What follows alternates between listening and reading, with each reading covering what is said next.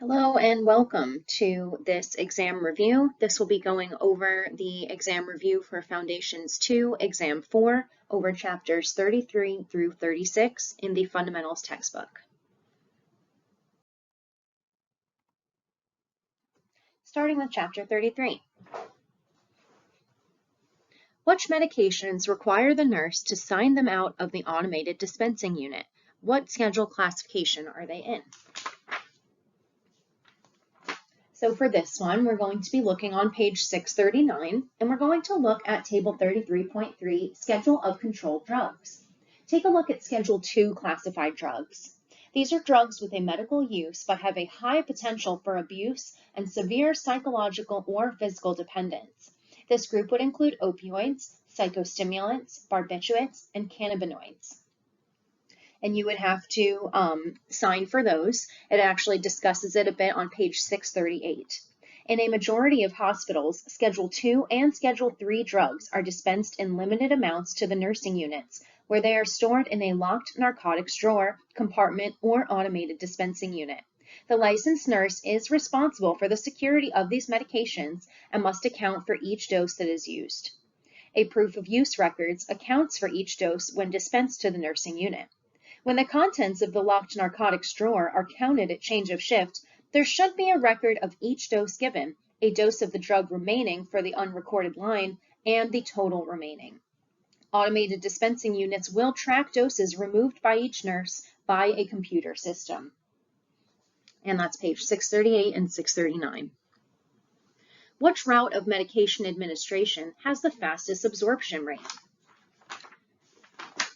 So we are also going to look at a table for this one on page 640, table 33.5, differences in absorption by route.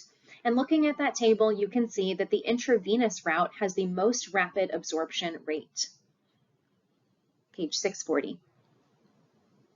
How does albumin and protein affect drug absorption? So we can see the answer to this on that same page, 640. Most drugs will bind to the protein albumin to some extent. Only the unbound portion of the drug in the bloodstream is then distributed to the target tissue. If a patient is taking two drugs that are protein bound, one or the other drug might have a higher concentration in the unbound state than it would have if it was given alone. This is because the drug with the lower unbound concentration has a greater ability to bind to available protein, leaving less protein to bind to the other drug. Low albumin levels may indicate drug toxicity in a patient who is normally high protein bound. Low albumin levels may indicate drug toxicity in a patient who is normally highly protein bound. Page 640. Where are most drugs metabolized, and how would this affect a patient with liver disease? Also going to be finding this answer on page 640. Most drugs are metabolized in the liver, but the lungs, blood, intestines, and kidneys will contribute to metabolism. When liver function is decreased because of disease or aging, a drug may be eliminated more slowly than usual, resulting in an accumulation of the drug that could lead to toxic levels. Patients with liver disease may need a lower than normal dose. When a patient is receiving sequential doses of a medication, like an antibiotic, why is it so important to make sure the medication is administered during the scheduled window? We're going to look on page 641 for this. When giving sequential doses of a drug, it is important to time the doses so that the drug's concentration level in the blood never drops below the minimum effective level. However, if doses of a drug are given too close together, the peak can be exceeded, causing a toxic concentration of drug in the body. What is an adverse reaction the nurse should prepare for when administering penicillin? We can find that answer on page 641. Another type of adverse effect is an allergic reaction, such as developing a rash or hives after taking penicillin. Explain the synergistic effect. Which drugs should not be taken with alcohol? So we can find this information on page 642. A drug interaction may result in an increase or a decrease in the action of the other drug, or can alter the way in which the drug is absorbed, metabolized, or eliminated from the body. A synergistic effect is a combined interaction. This occurs when the action of two drugs combined is increased or greater than the effect of the drugs given separately. Alcohol has a synergistic effect when combined with any drug that depresses the central nervous system, because it is also a central nervous system depressant. So you should not take any drugs that suppress your central nervous system while you're using alcohol. And that's page 642. Your patient has a fever of 102 degrees, but the Tylenol is ordered PO. The patient is nauseous and has already vomited once. How can the nurse make sure the patient receives the Tylenol to treat the fever? Well, in those situations, sometimes we can find the answer to that also on page 642. Sometimes the route ordered is not appropriate.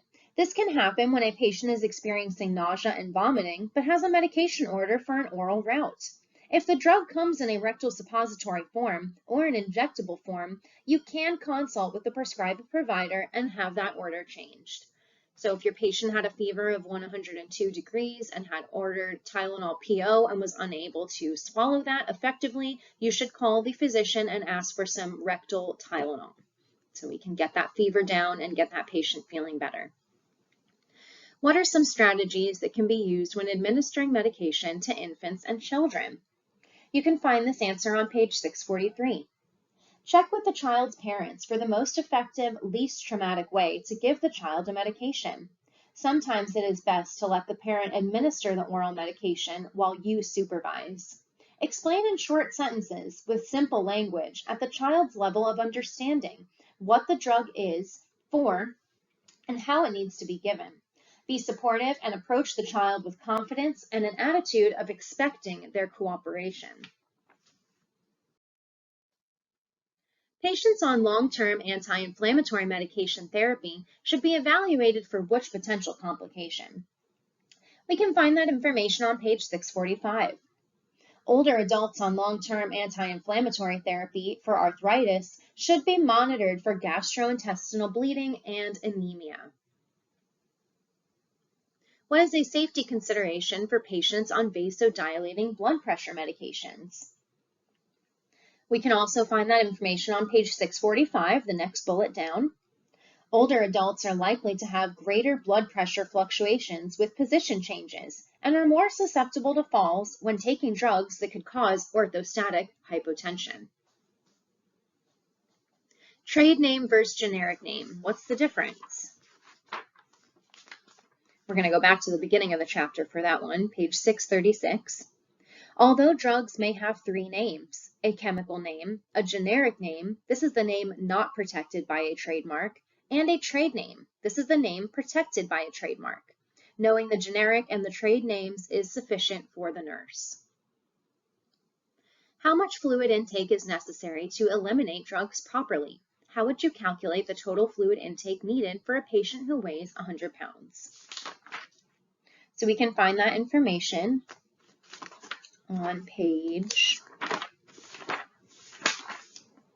640. It's going to be in the bolded text.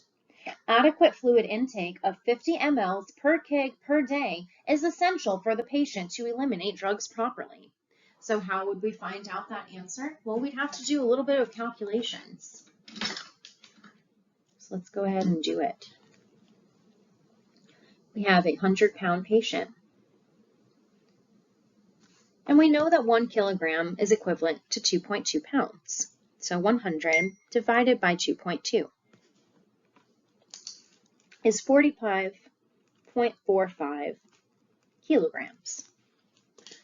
And we know that for adequate fluid intake, that patient should be taking in 50 mL per the amount of kilograms that they have. So we'll go ahead and take that number that we just calculated times 50. And so this patient weighing 100 pounds should be drinking 2,272 milliliters of water per day. So just a little over 2 liters of water per day for this person. So that's how you would calculate that, and you can be expected to make a calculation like that on your exam. Before administering a new medication to a patient, where would the nurse go in the chart to see why they're starting this new medication? So for that one, we're going to look on page 650. Check the medication orders before giving drugs. Routinely compare medication records with the drugs listed on the MAR to see that there are no errors or omissions. If you have a question about the accuracy, refer to the original order in the medical record. Obtain a complete medication history from the patient and look for possible drug interactions among the medications the patient is taking. Check the medical history to determine the why before administering a new medication to a patient. Page 650. Your patient needs their medications to be crushed. What should the nurse mix the medications into? We can also find that information on page 650. If a patient needs a drug crushed and mixed in applesauce or pudding, take the supplies to the bedside with you. So you would mix in applesauce or pudding, are two of the most common and easily available solutions or types of food to mix in with. You're administering medication to your patient and they say, that doesn't look at all like the pill I usually take in the morning. What is your next action?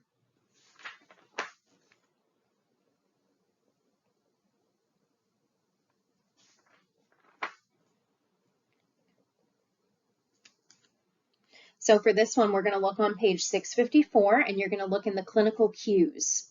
Always double check if the patient tells you that the pill looks different or makes any other comment that causes doubt that the medication is correct. A medication order can be written in the wrong medical record, or you might have made an error when preparing the medication.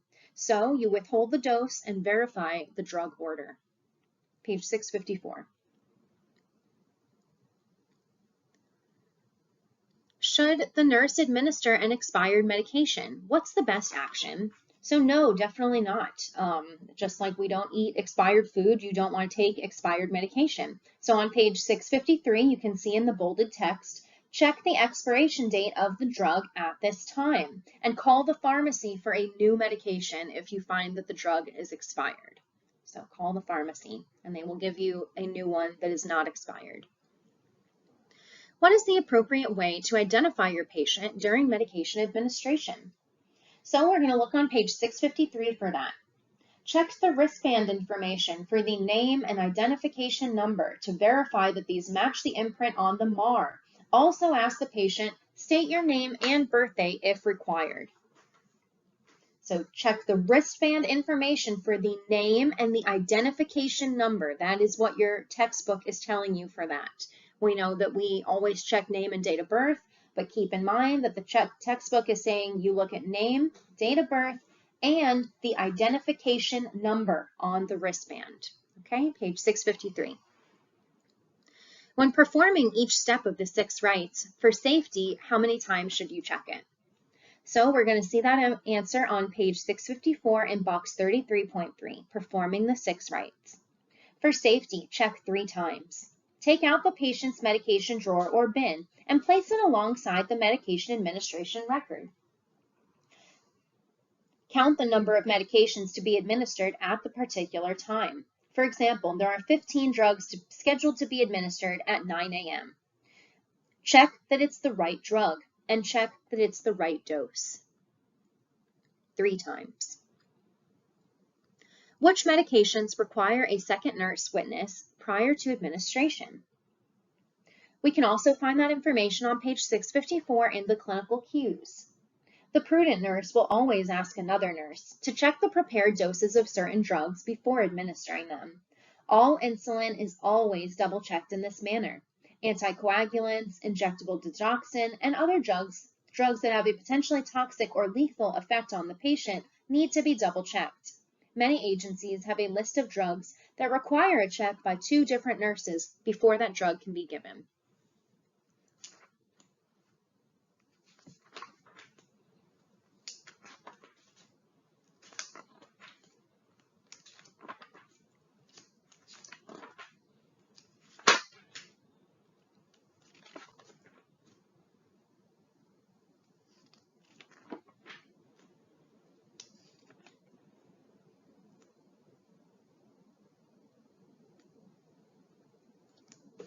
And the only bit that I want to mention going back through the chapter is just to pay attention on page 639 under absorption. We talked about how the intravenous rate does have the fastest rate of absorption, but also keep in mind that drugs that are already in a solution, such as oral liquids or injections, are also generally absorbed more rapidly. Moving on to chapter 34. When administering medication to the patient with trouble swallowing, what's an appropriate strategy?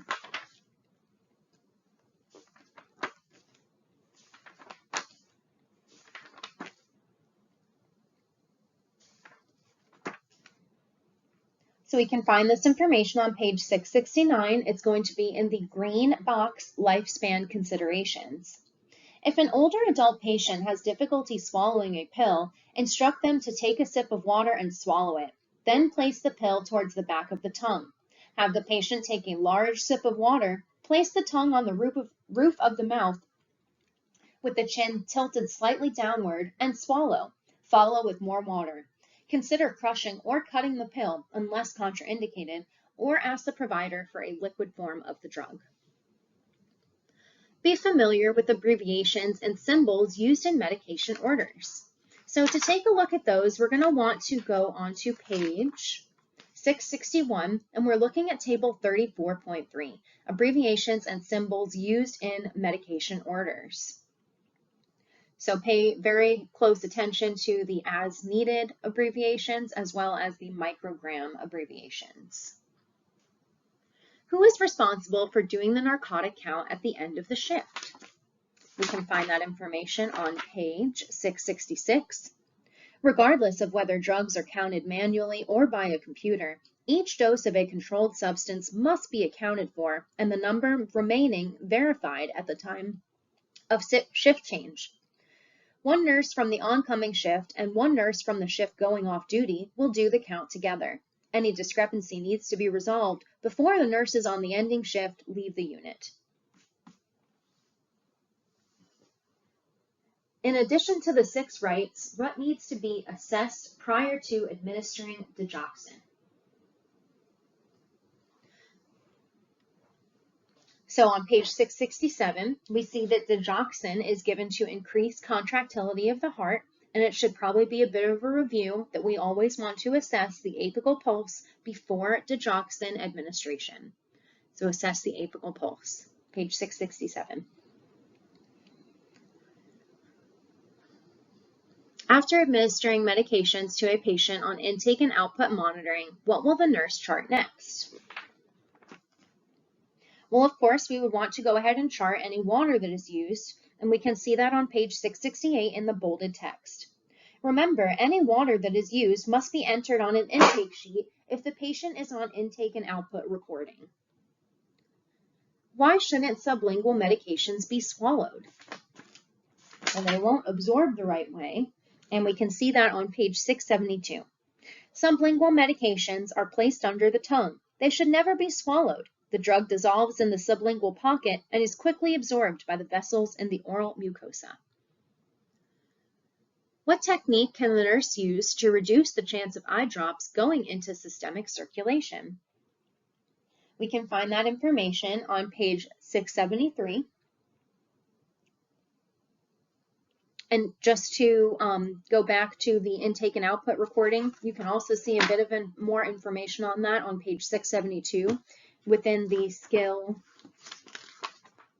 34.1, administering oral medications. So whenever a patient's on an intake and output recording, we need to record the amount of water used to take medications. And whenever indicated, assess the swallowing reflex by offering the patient a sip of water.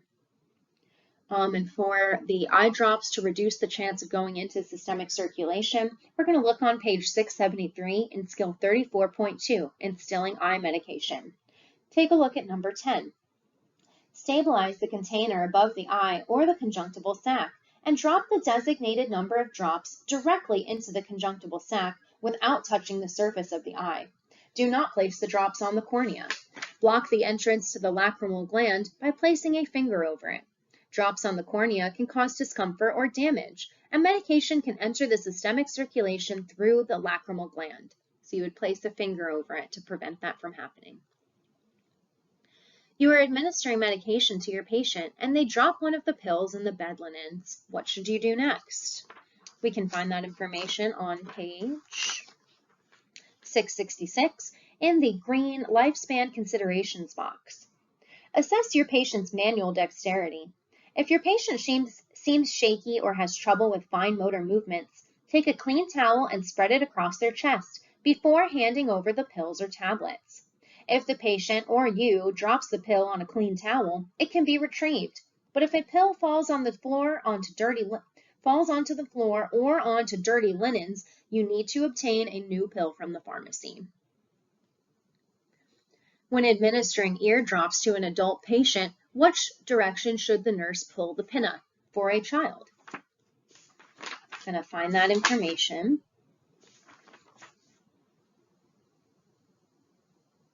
on page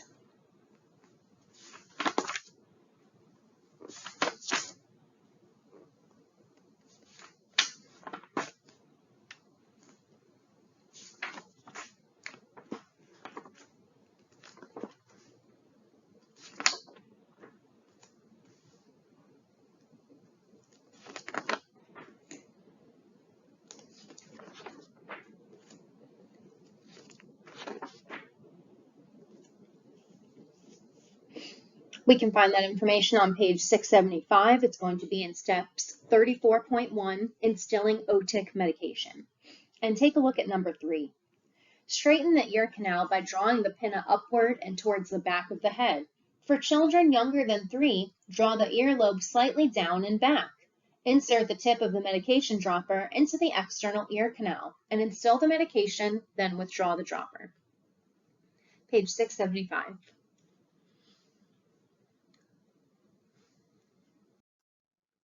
How should the nurse instruct the patient to correctly use an atomizer bottle to self-administer their nasal medications?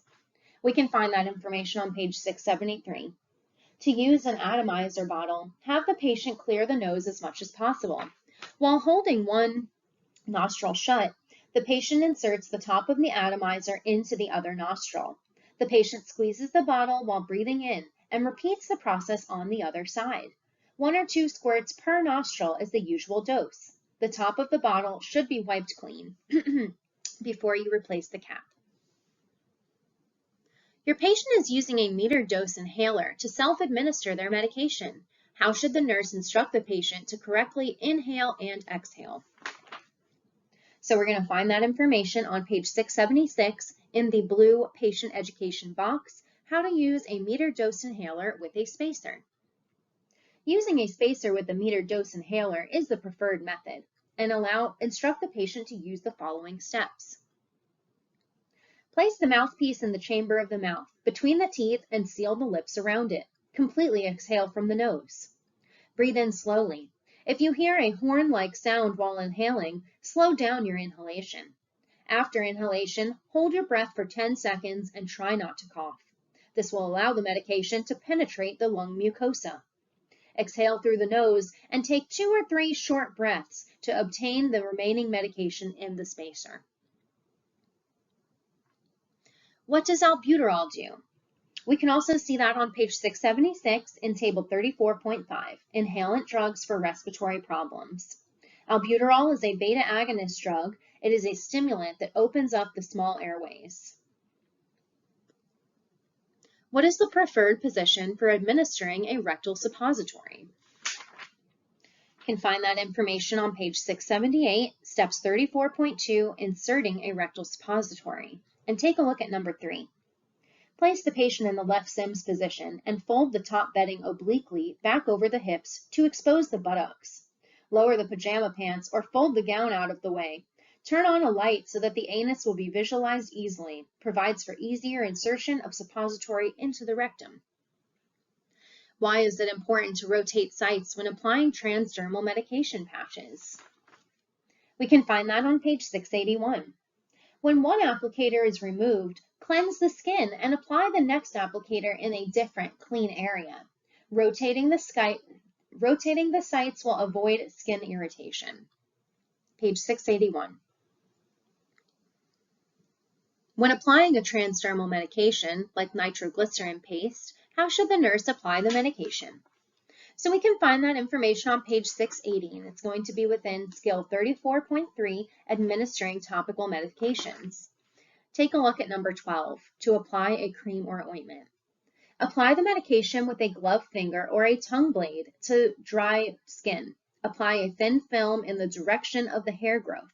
A tongue blade will spread an even layer of ointment. When administering medication through a feeding tube, the nurse knows to mix blank mLs with warm water with the crush medication. You can find that on page 682. It's going to be within skill 34.4, administering medications through a feeding tube. Take a look at number 9. Mix each medication with 30 mLs of warm water. So dissolve your medications in 20 to 30 mLs of water. After administering a medication, what needs to be documented? We can find that on page 683. Data to be documented includes the medication name, dosage, route, and the time administered, blood pressure and pulse before administration of antihypertensive and beta blocker drugs, the reason for administration of a PRN medication, and assessment data regarding the side effects of the medication, any patient education regarding that medication, and evaluation data that would be indicative of the medication effectiveness.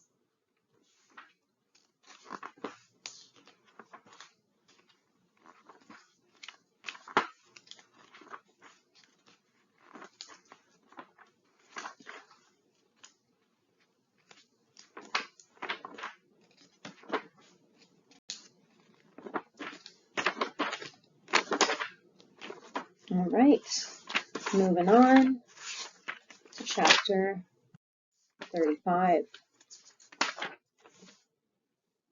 What are reasons for using the parenteral route? We can find that information on page 688. Parenteral means not delivered via the GI tract. These injections are given for the following purposes: to hasten the action of the drug, to ensure proper administration of a tuberculin test, the nurse needs to be sure that what appears and remains. So we can find that information on page 689. When administering a tuberculin test, it will create a pool of medication under a thin layer of skin to form a bleb. This is a bump of visible elevation of the epidermis. When administering a subcutaneous injection, at what angle should the needle be held to pierce the skin? We can find this information on page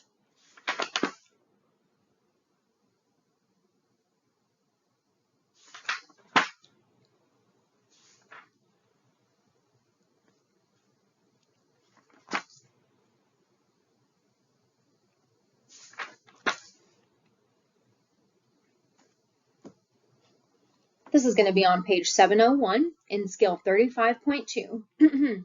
Administering a subcutaneous injection. And take a look at number 11.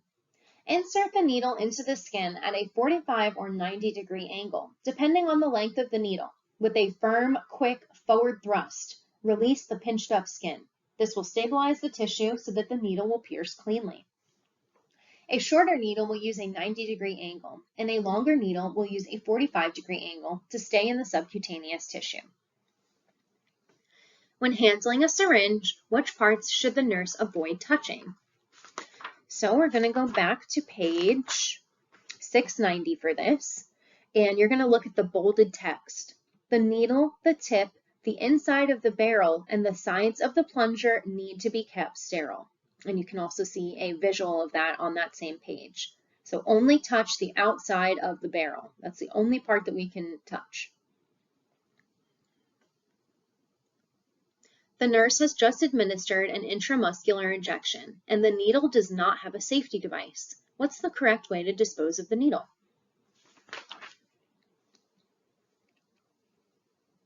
So we can see that information on page 692. It's going to be in the red safety alert box, reducing needle stick injuries. Recapping is not recommended for used needles. All syringes and needles are dropped, not pushed, into a sharps container immediately after use. If a sharps container is not available in each patient's room, notify the nurse manager. You would leave the needle uncapped and drop it into the sharps container.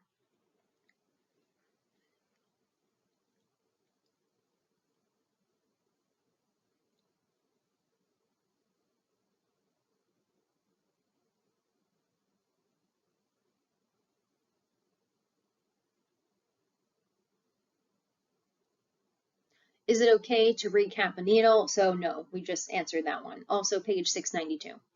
How should the nurse withdraw medication from an ampule and avoid accidental cuts? We can see this information on page 693. It's going to be in the purple clinical cues box. Before breaking open the ampule, you should wrap the neck with the rubber ampule guard, an alcohol swab, or a gauze pad to avoid any accidental cuts.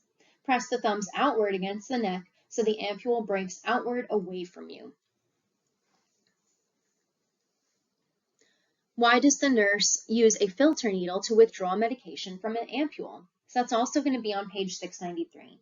Using a filter needle to withdraw medication from an ampule you want to use a filter needle to withdraw medication from an ampule because small particles of glass can fall into the medication when the ampule neck is removed.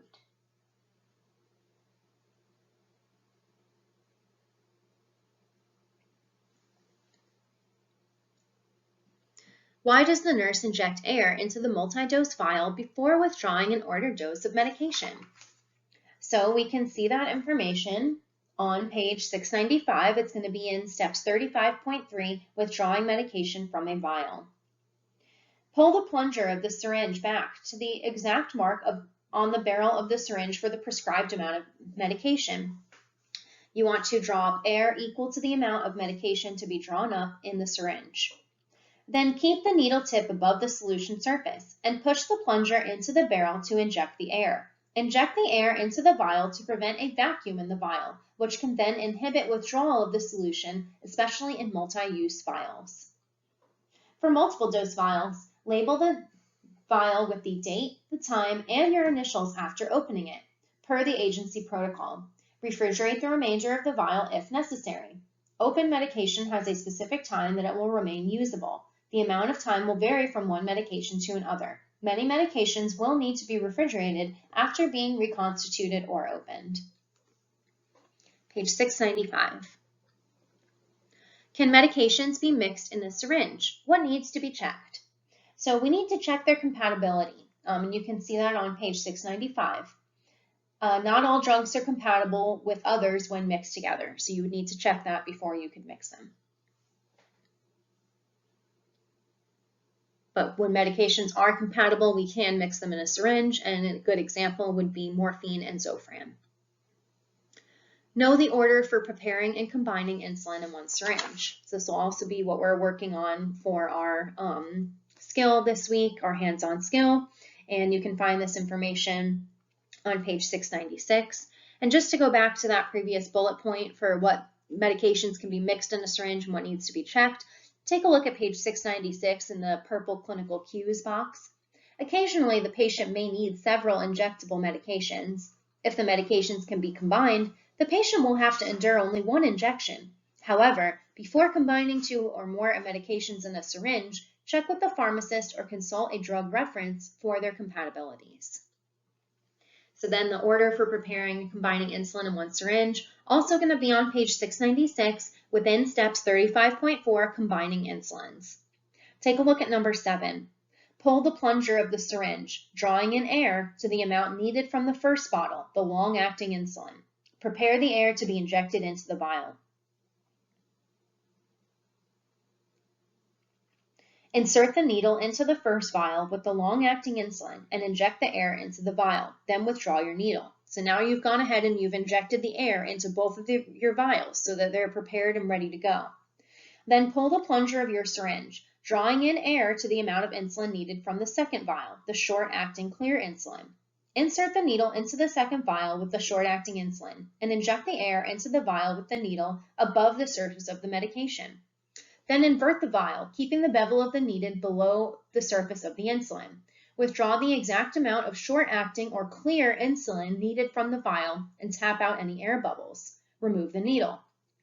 Keep the plunger at the exact place. Then insert the needle into the first bottle with the long-acting insulin. It's going to be your cloudy insulin.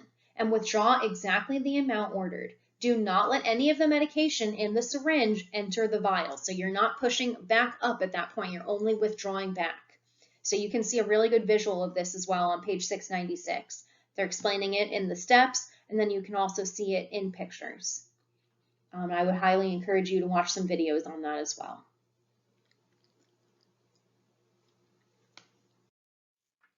After opening and using a multi-dose medication vial, what should the nurse do before putting it back into the automated dispensing machine?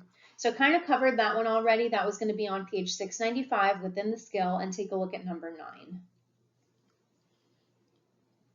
What is an important insulin injection technique that the nurse must educate the diabetic patient on prior to discharge? So we can go ahead and look at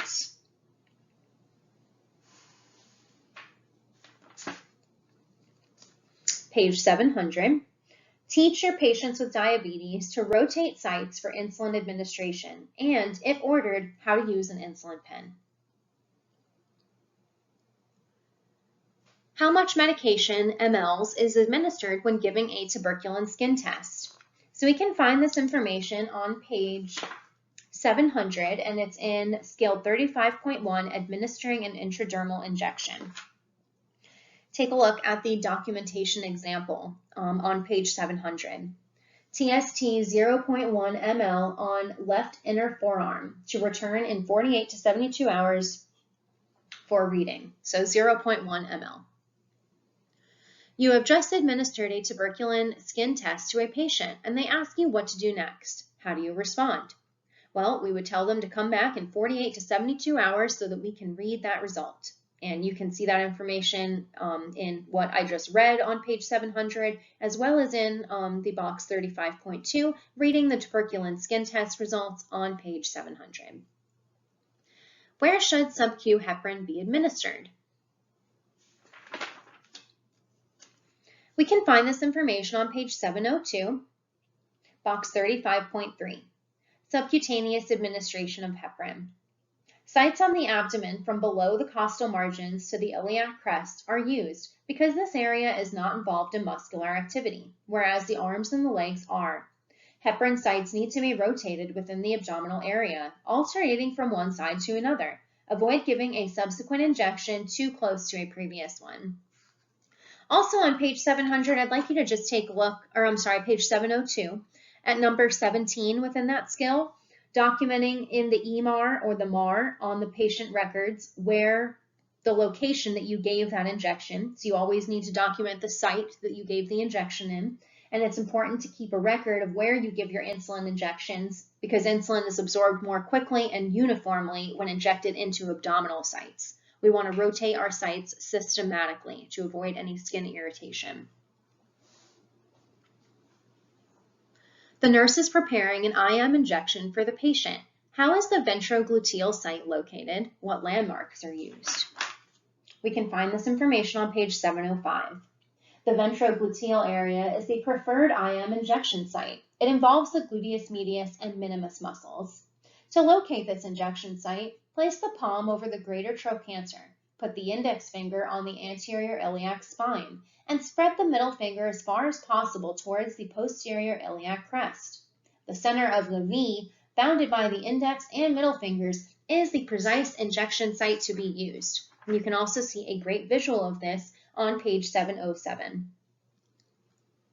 What are some strategies to decrease injection discomfort? We can see that information on page 708, box 35.4, ways to decrease injection discomfort. It's important to use the smallest gauge needle that is appropriate.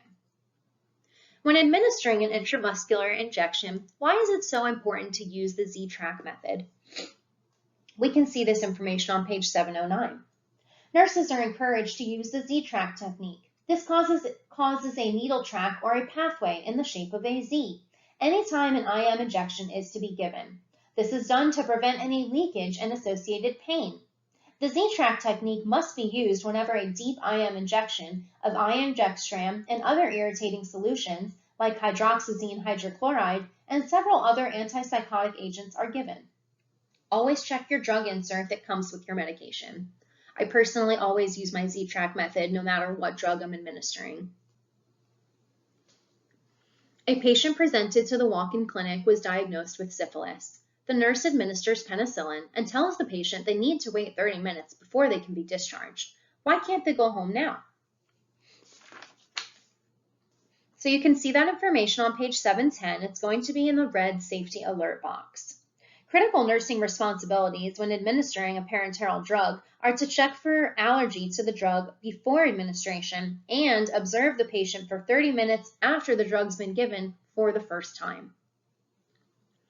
The patient has an order for glucagon to be administered IV. The glucagon comes in a powdered form. How does the nurse know what to do with the powdered medication?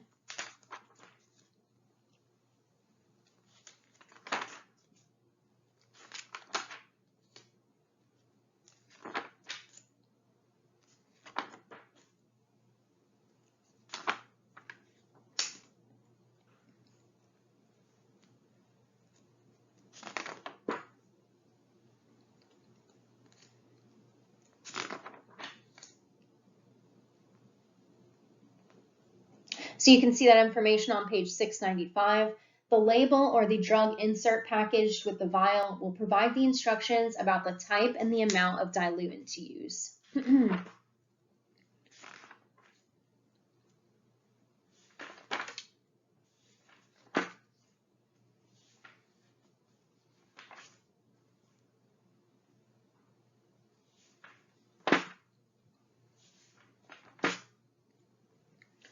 So when we give injections via the intradermal route, we want to make sure we use a small amount of solution. 0.1 mL is the maximum amount of medication for that route. So that would include our tuberculin skin test. And when we perform that, the injected solution should raise the epidermis to form a bleb.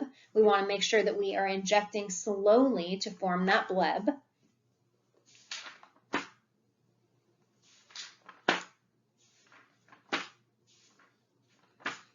And information on the vastus lateralis muscle can be found on page 708. You can also see pictures of how to locate that site. The vastus lateralis muscle is the preferred IM injection site for adults, children, and infants because it's easily accessible and it's free of major nerves and blood vessels. I would also just take a look at that on page 708. And we're moving on to chapter 36.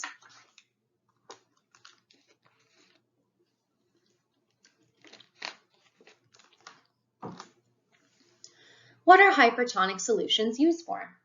We can find that information on page 715. Hypertonic solutions have a greater tonicity compared with blood. They're used to replace electrolytes and, when given as a concentrated dextrose solution, can provide a shift in fluid from the intracellular compartment to the extracellular compartment, causing a shrinkage of cells. You are preparing to administer packed red blood cells to your patient. What type of IV tubing do you need to get ready? So we have a very specific type of tubing that we use for our blood because it has a very strong filter. And we can see this information on page 719. We use a parallel or Y-type intravenous set. A Y-type intravenous administration set is used to infuse certain blood products. And we also use that Y-type so that you can run it with your normal saline in case of any type of adverse reaction. What should the drip factor be set to when administering normal saline to a 6-month-old patient? We can see that information on page 718. The primary IV tubing set used in gravity delivery is sized by the number of drops per milliliter, or drips per ml, to be delivered into the drip chamber. There are 3 major sizes. Micro drops are 60 drips per ml.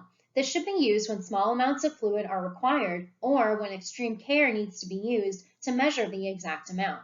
Most often, this is used for giving IV fluids to infants and children and is recommended for older adults with fragile veins. How should the nurse set up a piggyback infusion? We can see this on page 719. The secondary bag containing the medication, also known as the piggyback, is hung higher than the level of fluid in the primary IV, so the gravity forces it to empty first. Do not clamp or alter the flow of the primary bag. If the secondary bag is positioned correctly, the primary IV will begin to flow as soon as the secondary bag is finished. What is the only solution excuse me. What is the only solution that is appropriate to use in conjunction with a blood transfusion? Normal saline. And you can see this on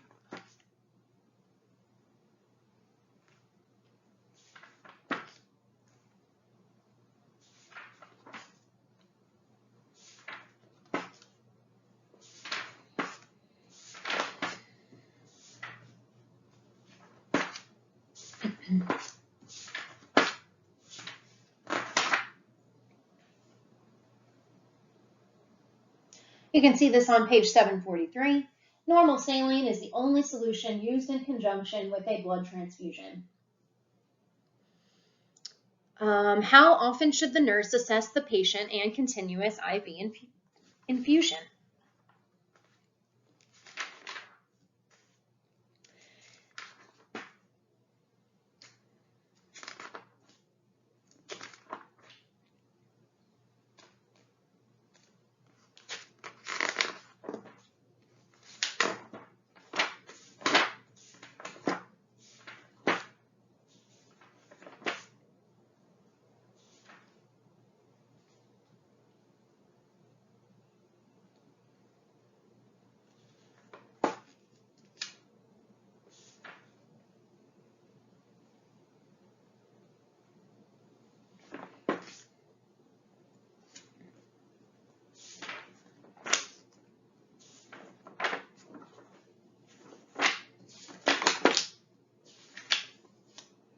So we can find this information on page 734.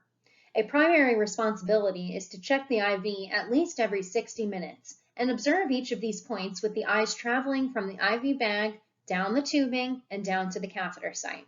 Observe the IV flow, the rate of infusion, the infusion pump, the insertion site, any patient complaints, and the level of fluid remaining in the bag.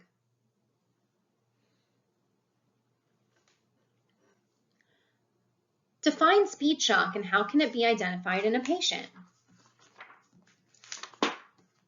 So we're going to go to page 725 for that.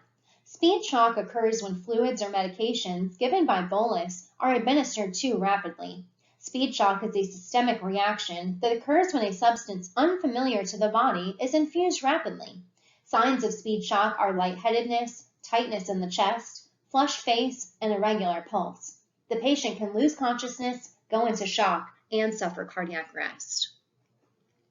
The patient has a pick on the right upper arm. Where can the nurse take a blood pressure? We can find this information on page 723 within the clinical cues box. Remember not to take a blood pressure on the arm that has a pick or a midline catheter in place. You would take it on either the other unaffected arm or you could use the legs if that arm was not available. The physician has just placed a femoral central venous catheter. When can the nurse administer the ordered bolus of lactated ringers? We're going to find this on page 724 within the bolded text on this page. Correct placement of subclavian catheters must be verified by X-ray before any fluid can be infused through them.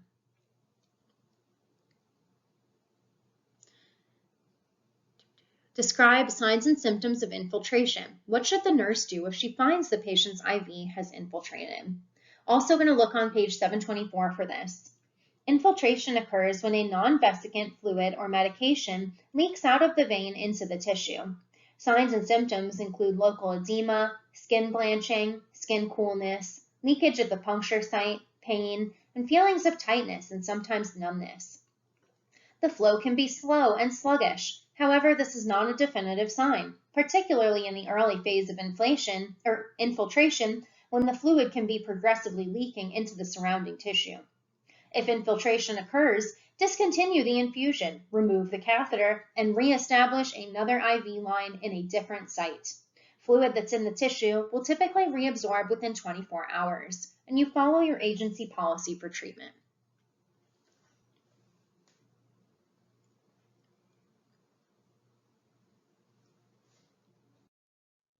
Describe signs and symptoms of phlebitis. What should the nurse do if he finds the patient's IV has become red and painful? So we're going to look on page 725 for this. Phlebitis is caused by irritation of the vein by the needle, catheter, medications, or additives in the IV solution. The typical signs of phlebitis are erythema, warmth, swelling, and tenderness. The IV must be discontinued and another site found for reinitiating the IV therapy. Application of a warm compress to the inflamed site will decrease any discomfort. The nurse suspects the patient is experiencing an air embolus through their TPN infusion. What needs to happen next? For that, we're going to look on page 726 within table 36.2, complications of IV therapy and the nursing interventions. For an air embolus, we would expect to see a sudden drop in blood pressure and an increase in their pulse. As nurses, we need to place the patient on their left side and lower the head of the bed. Inspect the IV infusion system for any disconnection or leak and immediately notify the primary care provider. Your patient is diagnosed with community-acquired pneumonia. The first dose of antibiotics should be given during what time frame?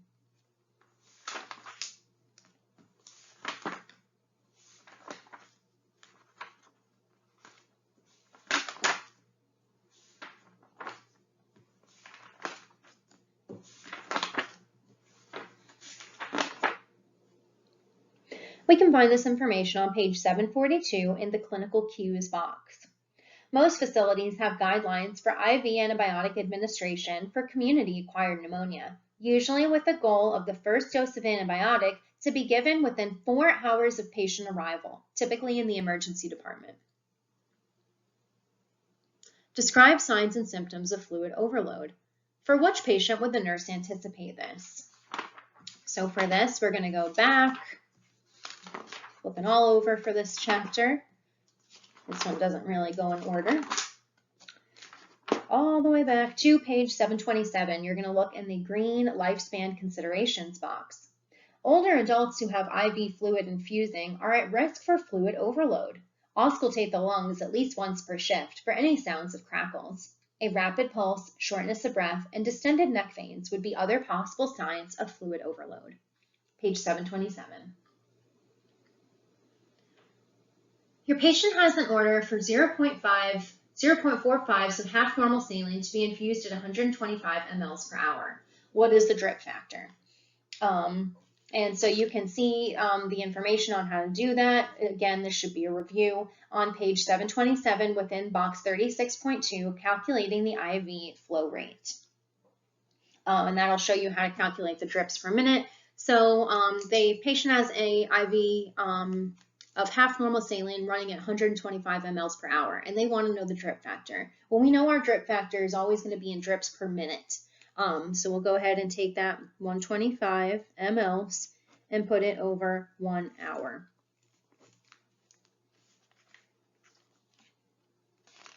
Now, if you look back, you're thinking to yourself, well, hey, that question didn't give me a drip factor. Like, how am I supposed to know? We're going to go back and you're going to use your regular drops as prescribed by the manufacturer. And you can see that on page 718. So that's going to be 10 to 20 drips.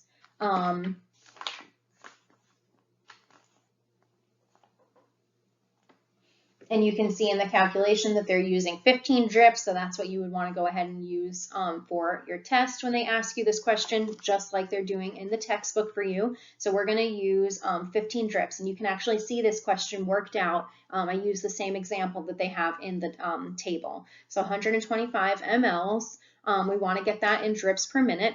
So we take your 1 hour. When we know that 1 hour contains 60 minutes. Okay, so now I've got my minutes on the bottom, but I still have mLs on top.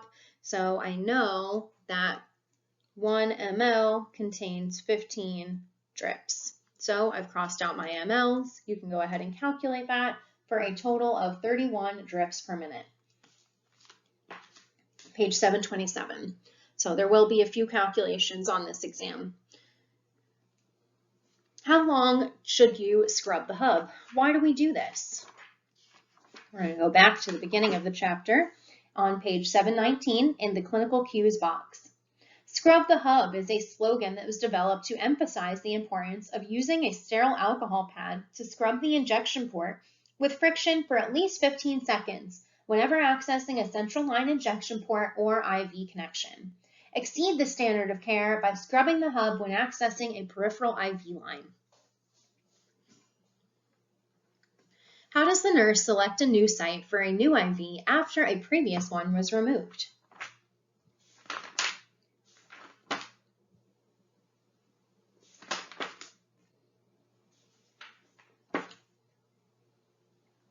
So we're going to look on page 728 for this.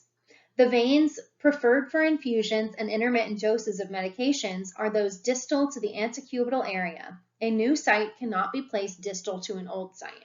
So whenever we start IVs, you want to kind of keep in mind that you want to start low and work up the arm. Because let's say that you went ahead and put you tried to put an IV in their AC area, but it was unsuccessful.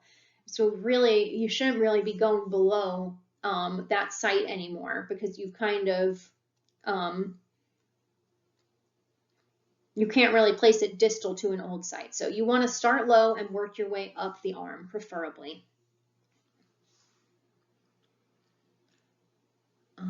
How many times can the nurse attempt to obtain IV access in a patient? So for this one, we're going to look on page 731 within scale 36.1, starting the primary IV infusion. Take a look at the special considerations on page 731. If you cannot initiate a patent IV in 2 attempts, ask another nurse to perform the task. So it's generally 2 strikes, you're out.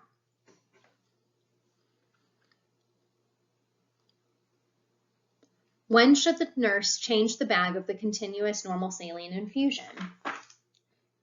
So we can see this information on page 734, and it's going to be in scale 36.2, hanging a new solution using an existing intravenous infusion setup. When an IV is to remain in place, another bag of solution needs to be hung before that last bag runs dry. The new solution should be hung when the old solution level reaches approximately 50 mLs. A patient has signed consent for a possible blood transfusion. I can't talk today. When does this consent form expire? We can find that information on page 743, and it's going to be in the bolded text. The patient must sign a consent to receive blood, generally no more than 48 to 72 hours before the transfusion. So if it exceeded 48 to 72 hours, it would be technically expired. You would need to get a fresh consent form signed and go through that process again of education. 5 minutes into the blood transfusion, the patient begins to complain of chills and shortness of breath. What should the nurse do? We're going to find that answer on page 743 also. It's going to be in the bolded text. Observe closely for transfusion reactions. Reactions to blood transfusion usually occur shortly after the start of the transfusion, typically within 5 to 15 minutes. These reactions are most common when packed red blood cells or whole blood is being given. Signs of reaction include hives, itching, facial flushing, chills, back pain, apprehension, and fever. If a reaction to the blood occurs, the blood should be instantly shut off.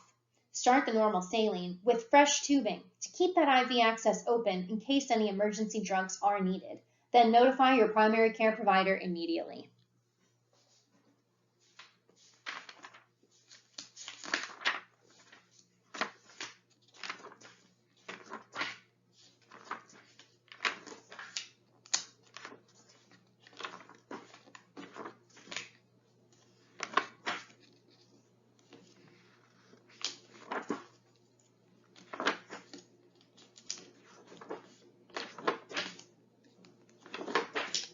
And that will conclude this exam review. Happy studying.